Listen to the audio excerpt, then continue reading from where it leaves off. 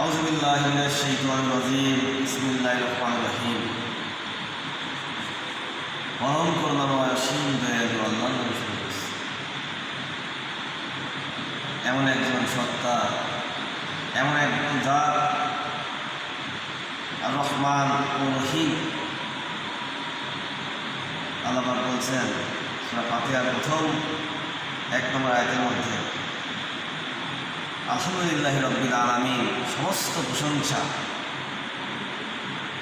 মহান রব্বুল আলামিনের জন্য, যিনি সমগ্র সৃষ্টি জগৎকে সৃষ্টি করার পরে এবং সমগ্র সৃষ্টি জগৎ সৃষ্টি করার পর আবার সমগ্র সৃষ্টি জগৎকে নিয়ন্ত্রণ করে। তিনি হচ্ছে রব্বুল আলামিন। ফেরাউন জিজ্ঞাসা করছে, রাসূলুল্লাহ, এই রব্বুল আলামিন কি?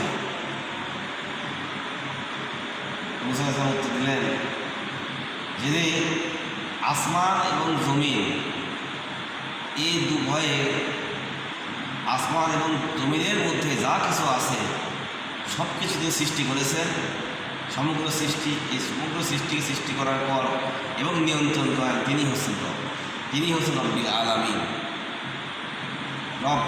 রব শব্দের অর্থ হচ্ছে সৃষ্টিকর্তা, সৃষ্টিকারী, যিনি সৃষ্টি করেন সব কিছু।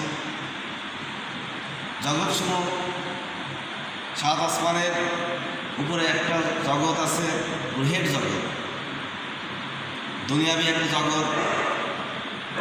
দুনিয়ার নিচে 7 জমিনের নিচে আরেকটি জগৎ রয়েছে, সে জগতের নাম হচ্ছে সিজ্জিন। জাহান্নামের পাশে এবং জগৎকে 4টি ক্লাসে ভাগ করা হয়েছে: রুহের জগৎ, দুনিয়াবি জগৎ এবং কবরের জগৎ এবং আখিরাত জগৎ। এবং দৃশ্যমান জগৎ, অদৃশ্য জগৎ, সৌরজগৎ, উদ্ভিদ জগৎ, মানব জগৎ এবং বহু জগৎকে আল্লাহ সৃষ্টি করেছেন। তিনি হচ্ছেন রব্বুল আলামিন।